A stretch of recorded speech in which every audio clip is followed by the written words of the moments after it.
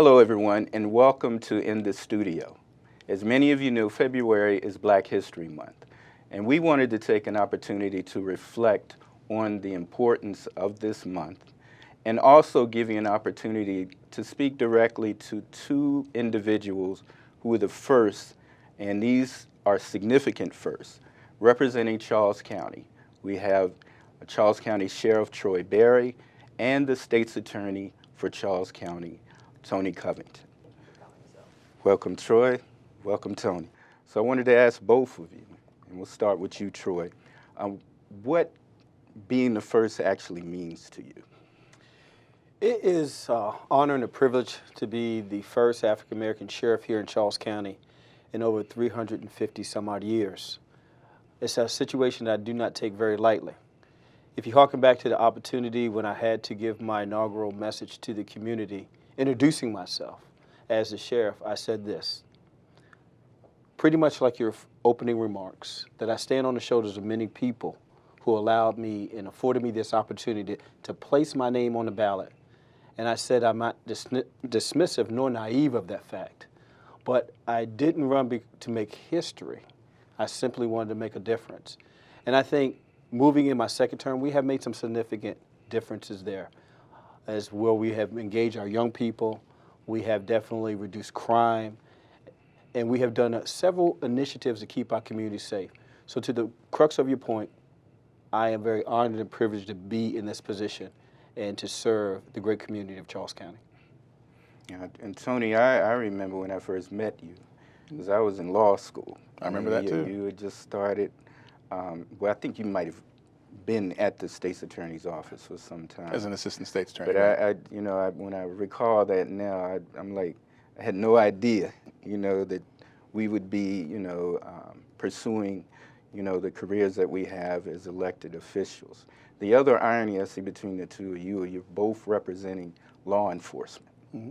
And so, but tell us, Tony, exactly what meaning the first state's attorney means to you. Well, thank you, and thank you for having me here today as well. But, since the 1600s, it's hundreds and hundreds of years ago, as Charles County was formed, the state of Maryland in and of itself, the colony of Maryland, I suppose we should say back then, somebody has been in charge of seeking justice for the citizens in the area. Somebody has been in charge of prosecuting people, whatever you called them. It wasn't until after the Civil War that we started calling it the state's attorney here in Charles County. But out of all those people, out of all those hundreds of years, we've never had an African American in that position until 2010 when I was elected. And let us remember that Charles County has always had a large African American population.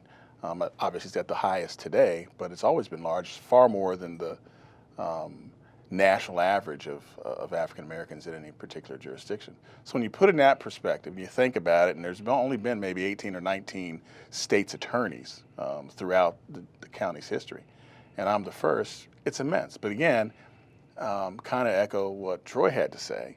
It doesn't matter unless I and my staff, we do a good job.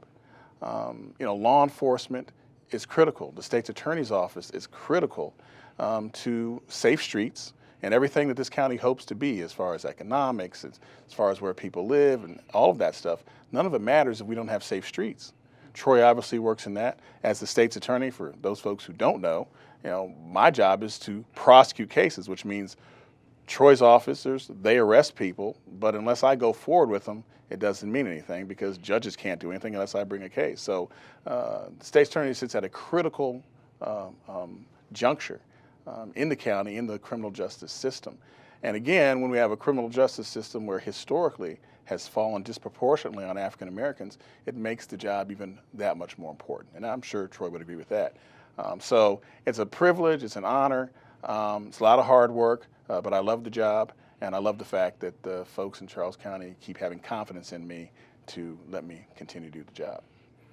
And so what I wanted to go to now is to give you an opportunity to talk about individuals who may have inspired you, who had an impact on the continued development of your professional career, who may have been a mentor for you. Right out the bat, I think of someone, somewhat an unsung hero in Charles County history. His name was Claude Mathis, and he was an advocate during the 1980s. He was instrumental in establishing within the Commissioner form of government actual residential voting districts. That was something that he pushed. He unfortunately he passed away in 1988, but just in terms of being a political strategist, someone who fully understood the process here, I always think of him. And of course, just collectively, many of the who are in leadership positions with the NAACP. Many of you heard me speak about Salome Howard. She was one of the most unbelievable leaders that I had an opportunity to actually be around. But I wanted both of you to kind of take an opportunity, just reflecting on, who may have been a mentor for you. I first will have to say my parents. I grew up in Southern Maryland, grew up in St. Mary's County, and my parents worked on the military base on the Naval Air Station, and seeing them work hard to provide for 8 of their children, me being the last of the 8, and there was a fundamental principle within my family of hard work, being a person of integrity, and my parents would always say, you can be anything that you want to be, but you have to be willing to work at it. So I think my foundation of those particular that I admire and that really had that structure and that support system was my parents. But when I first came to the sheriff's office, there was one particular individual, it was a high-ranking individual, happened to be African-American, was Major Gus Tolson. Major Gus Tolson was a major at the Charles County Sheriff's Office back in 1992, almost 28 years ago. And he would give words of encouragement to me as when I first came in as a deputy sheriff, and he would just encourage me to work hard. Unfortunately, he didn't stay very long. He left within a year when he retired. But those words still resonate with me. Those words of encourage me to do a good job and to be a good representative of the sheriff's office, and also just to continue to make sure that you're fair and balanced the way you're policing. So having that family structure with that foundation of hard work and dedication, and having someone in law enforcement to motivate me and to aspire to, maybe one day I could be major. And that definitely helped out. And fortunately, with the kind support of the community members, I'm actually sheriff, a second-term sheriff. So I think for me, it would have been Major Gus Tolson at the sheriff's office. Tony. Yeah, as a youngster, it's funny, I didn't know any lawyers, no lawyers in my family, Right. anything of that nature. I agree with Troy, obviously, everything starts with the family. My father died when I was very young, 7 years old. My mother kept his memory alive, and he was a great man, Army officer. And my mom, she did a great job as well. And I've said publicly many times, I was very fortunate that the heroes that I had were in my family. Those are the people that I looked up to, those people I tried to emulate. But beyond that, I looked towards a whole bunch of educators in my life, whether it's coaches at school, when I was in high school, this, that, and the other. Dr. Edward Jackson, the president of the Political Science and History Department, I say president, but chairman, at South Carolina State College and HBCU, where I went to school. Then as far as law school is concerned, a gentleman by the name of James McCollum. I don't know if you know him, but he's an attorney. He's actually up in College Park. But he mentored me. When I finished my coursework up in law school, I asked him if I could come work for free for him. He said, no, I got to pay you. I'm like, okay, I'll take that. Right. While I was waiting to take the bar and all that and get out of the Air Force. So he's been a huge mentor of mine, and someone I'm sure that you know, Ruben, Billy Murphy. Oh, yeah. Who I ended up working for, one of the greatest trial attorneys I've ever seen. Unfortunately, I didn't have a whole lot of prosecutors here in Charles County who were African American. I'm the first state's attorney, but I was also the first African American assistant state's attorney here in the county. But as far as prosecutors are concerned, one who's now a retired judge, Alex Williams, he's the one who gave me my start, mentored me along the way. He was up in Prince George's County state's attorney. I was there for 18 months, but we stayed in touch, and he's advised me along the way. So I'm thankful to all those people for all that they've done to help me find my way, if you will, as the state's attorney. So. And this conversation wouldn't be complete if we didn't kind of center it around figures that you've met during the course of time in Charles County who you believe may have made a difference. You know, I actually kind of mentioned a couple of names early on, Salome Howard, as well as Claude Mathis. But I'm sure you can probably recall many others. It's interesting when you talked about your mentors, Tony, you emphasized the influence of educators. And the Charles County that I grew up in, which was, believe it or not, actually segregated up to the mid-60s, there was a very strong group of black educators throughout the county. And to this day, when you talk about an actual influence, I can't really think of any more so than those educators. But I wanted to give both of you an opportunity to maybe kind of share stories.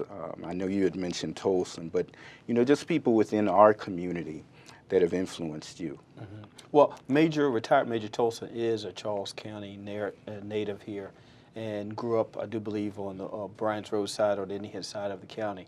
So he was homegrown.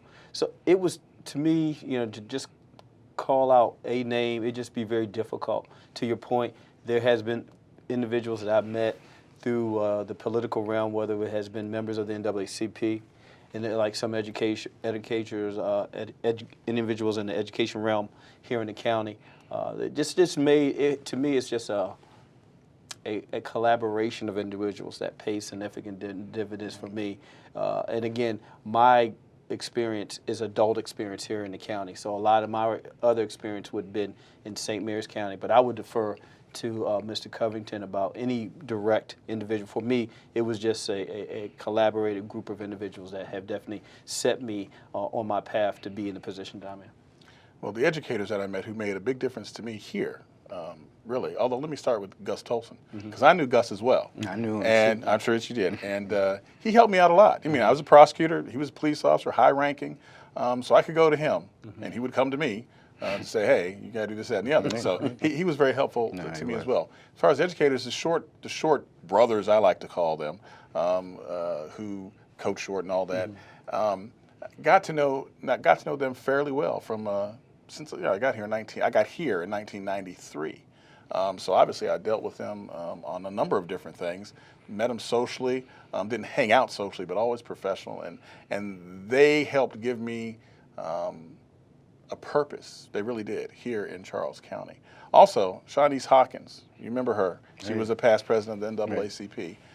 She helped me out a lot, although I'm not so sure she knows how much she helped me out, but she helped me out a lot getting advice from her. So those are just some of the folks. I mean, when they say it takes a village, right? Well, you know, as leaders, you know, we get inspiration and advice and help from so many different people, and that's certainly been the case with me.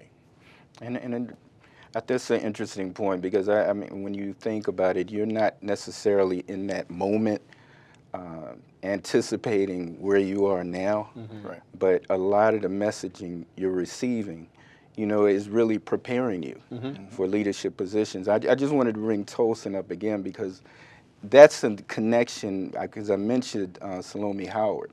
Salome Howard introduced me to Tolson.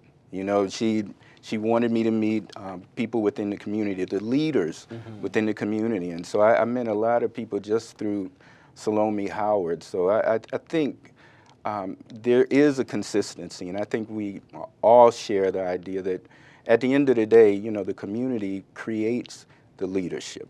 Sure. And I think both of you reflect Charles County, where we are going as a community, because I think the message that resonated more than any other is, at the end of the day, we're striving for excellence. We're happy, we're proud of the fact that, you know, yeah, we could be called the first, but you know, that means absolutely nothing if you're unable to actually do the job. Absolutely. And so I want to thank you for taking time out of your busy schedules to kind of reflect on the significance of African American History Month, and more importantly, your roles as leaders here in the community. Thank you. Thank you for having us. Thank you. Troy, Tony, thank you again for your time, and thank you all for watching, because this concludes this edition of In the Studio.